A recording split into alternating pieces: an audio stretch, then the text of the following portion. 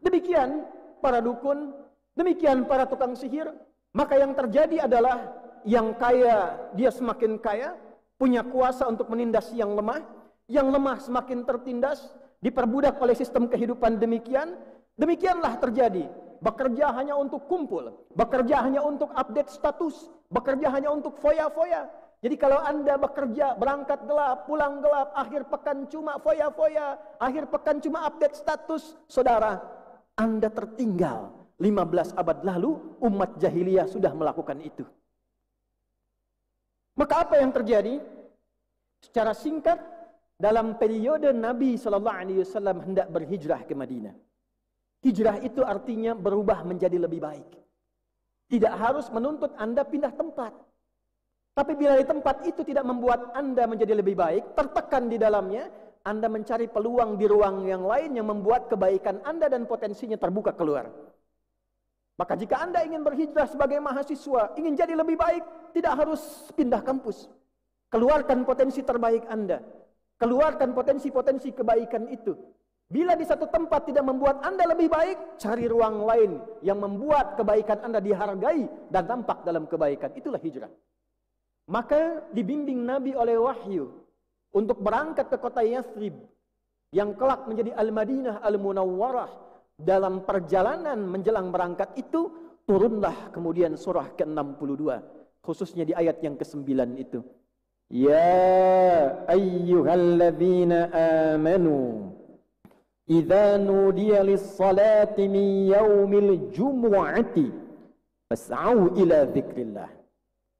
Hei orang-orang yang beriman, ya disebutkan sebanyak 361 kali dalam Al-Quran. Huruf panggilan nida. Dalam bahasa Arab ada 14 huruf panggilan. Ada a, aya, wa, dan seterusnya. Tapi dalam Al-Quran hanya disebutkan satu. Hikmahnya yang satu ini mencakup semua makna panggilan. Nida'ul qarib, nida'ul mutawassit, nida'ul ba'id. Memanggil yang dekat, menengah, atau sejauh apapun. Ayyuha disebutkan 150 kali dalam Al-Quran. Ayyunya munada berfungsi takkid menguatkan, haknya berfungsi tanbih mengingatkan. Alladzina disebutkan 1080 kali dalam Al-Quran. Ismun mausulun yadullu alal jama'.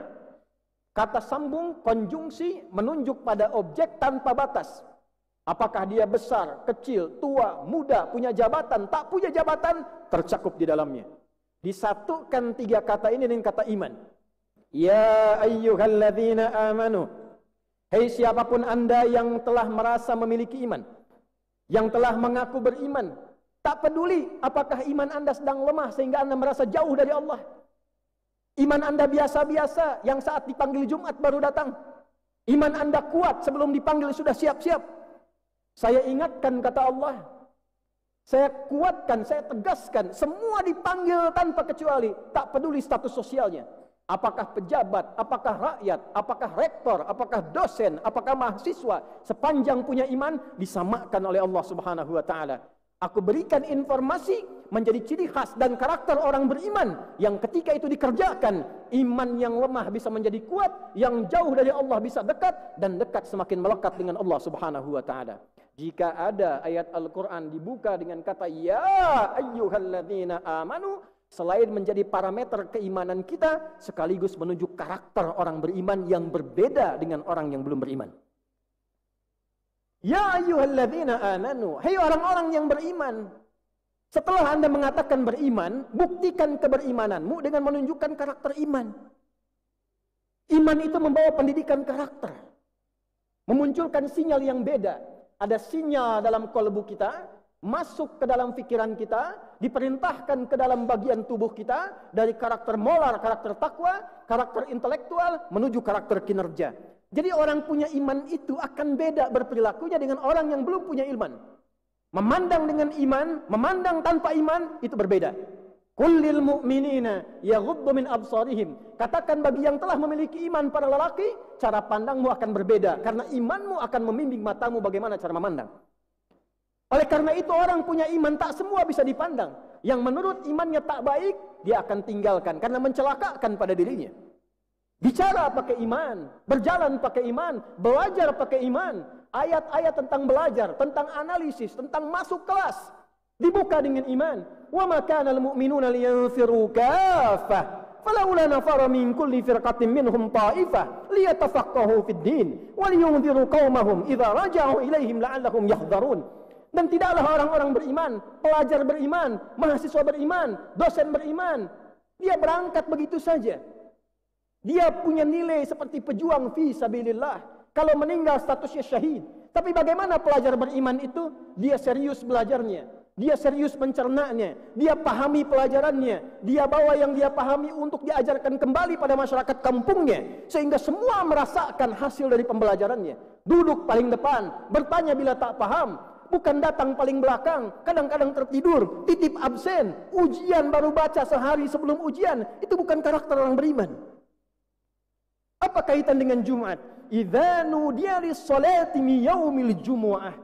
Yang pertama kali diganti oleh Al-Quran, nama Al-Arubah diganti menjadi Jum'ah. Orang jahiliyah punya Arubah, maka orang beriman, dia memiliki nama baru oleh Al-Quran disebut dengan Jumu'ah. Apa itu Al-Jumu'ah? Dia berasal dari kata Al-Jama', memiliki sifat tak marbutah di ujungnya menjadi karakter. Dia punya 3 arti. 1, berkumpul. 2, saling mengenal di antara yang berkumpul. Dan yang ketiga, saling mengisi, saling berintegrasi, dan saling membantu di antara yang berkumpul itu.